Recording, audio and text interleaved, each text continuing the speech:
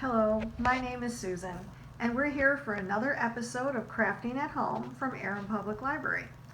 Today we are going to be making a summer shelf decoration out of some very unusual supplies. So we're going to go ahead and get started with that list.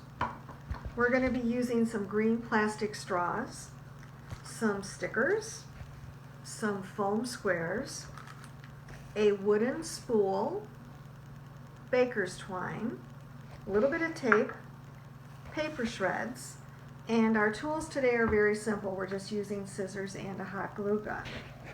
Now, this is that same kind of a spool. It is covered in the baker's twine, and I want to show you very quickly how we got to this point. So I'm going to take this plain wooden spool and another roll of twine to show you how to do it. Now, these wooden spools came in a pack of 4. This is 1.5 inches in diameter by 2 inches tall. They were unpainted. I painted them with just an acrylic paint. I think it was a chestnut color. I like paint rather than stain because you don't get that lingering odor. So here's the spool, and this is just some baker's twine that I found at a craft store.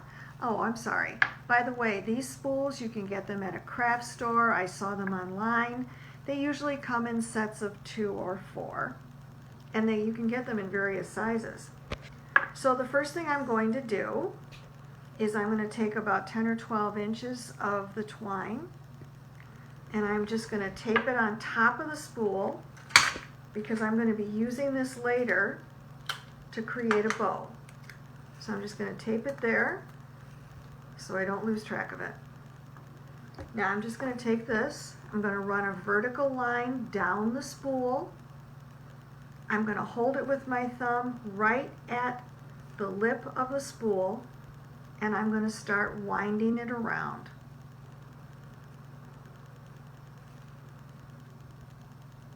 Now I want to keep doing this until I get to the halfway point of the spool, or it could be anywhere, wherever it is you decide that you want to put the bow. If you didn't want a bow, you could just stop it at the back and tape down the ends or hot glue them down. I kind of like the bow, so we're going to go with that. Now if you go slowly and use your thumbnail to push the threads down, you'll get a solid look to it. I'm just going to keep winding.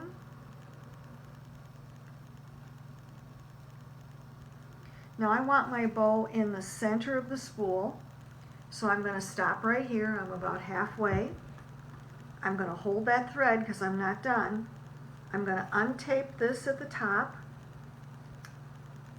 and I'm going to flip it down and tape it on the bottom of the spool. But now I am going to keep going, and I'm going to go right past that point where I move the thread down. And I want to keep this tight, and I am going to go, and I want to get all the way to the top of the spool. Now if I were doing this for a finished product, I would be stopping and pushing this down more. But I want to get to the top so I can show you how I got the bow, and then we will go on and construct our project. Alright, so I'm up at the top, even though it's not all the way together. Here's my center. So I'm going to take this and I want to come out again 10 or 12 inches, and I'm going to cut that. And now I am going to take the tape off of my protected piece here.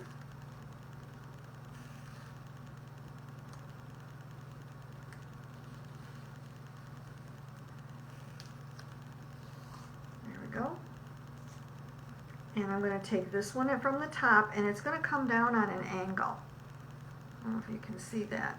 It's going to come down from the top, and it's on an angle. And I am going to tie a knot.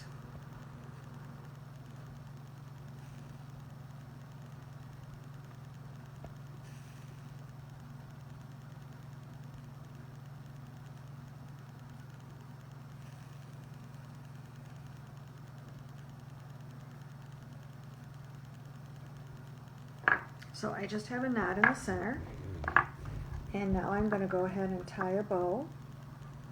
I usually make the loops kind of big, and I can just make them smaller when I'm done, but this just makes it easier to get my hands on them.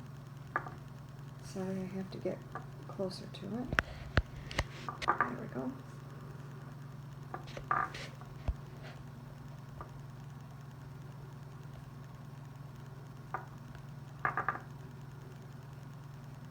Now you can make the size of the loops smaller or larger as you choose.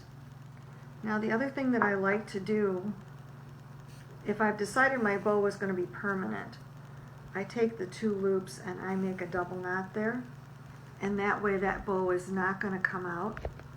And then the only thing you have to do after that is just go ahead and trim the ends of the baker's twine.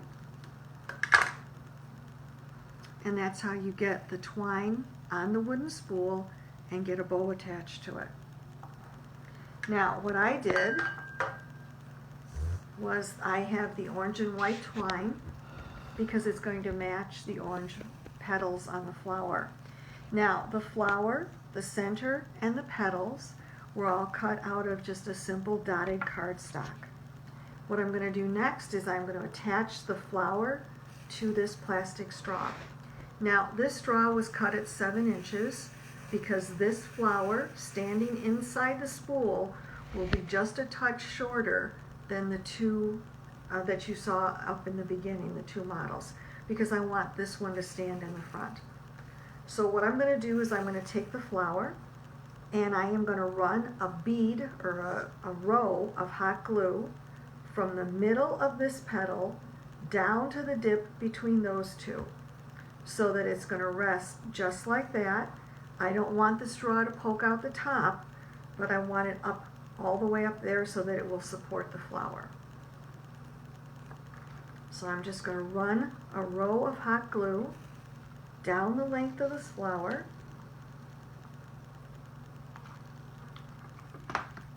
and then I am quickly going to push the straw in there. Doesn't take long and it will set up.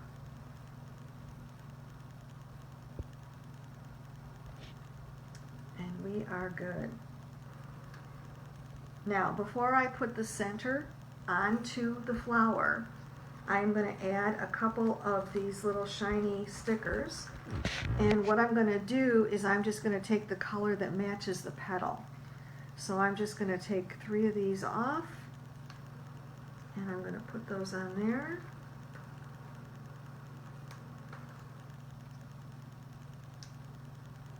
So the stickers will match the petal, which matches the ribbon on the spool.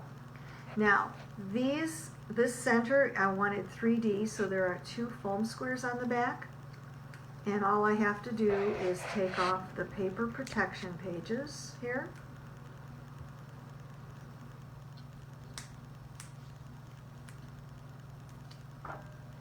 And I'm going to put this in the center of the flower.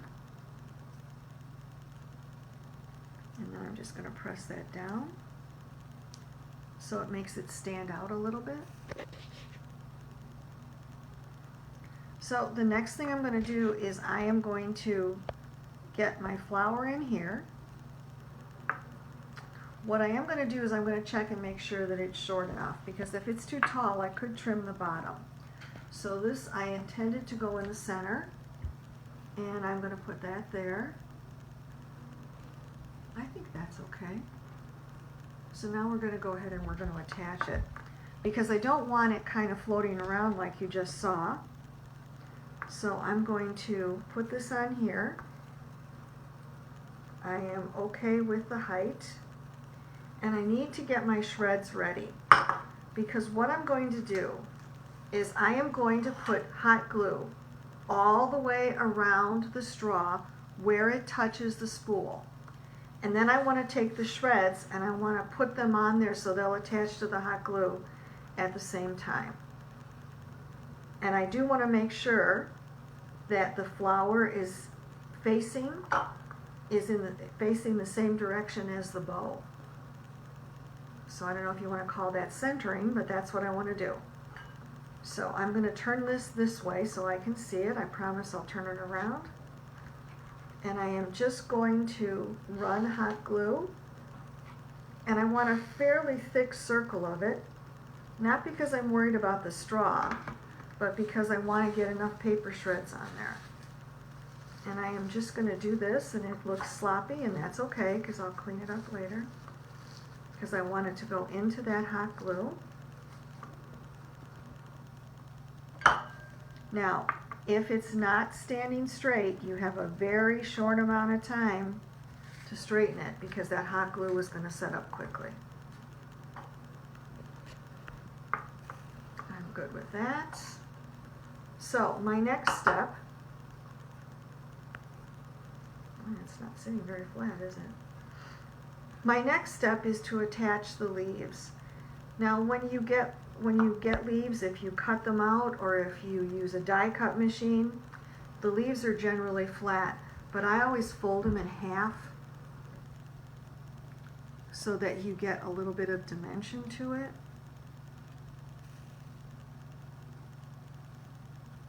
And then all I'm going to do is I am going to put a bead of hot glue at the tip of this leaf, and then I am going to attach it to the straw.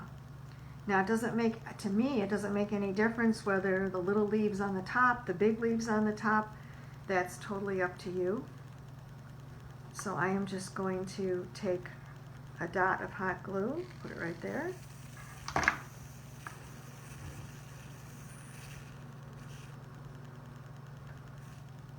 And I'm going to attach it to the straw.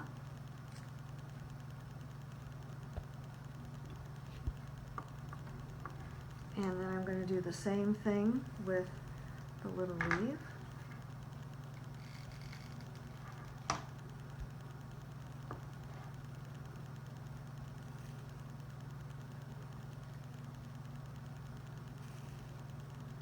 I actually glued the little one on top of the big one.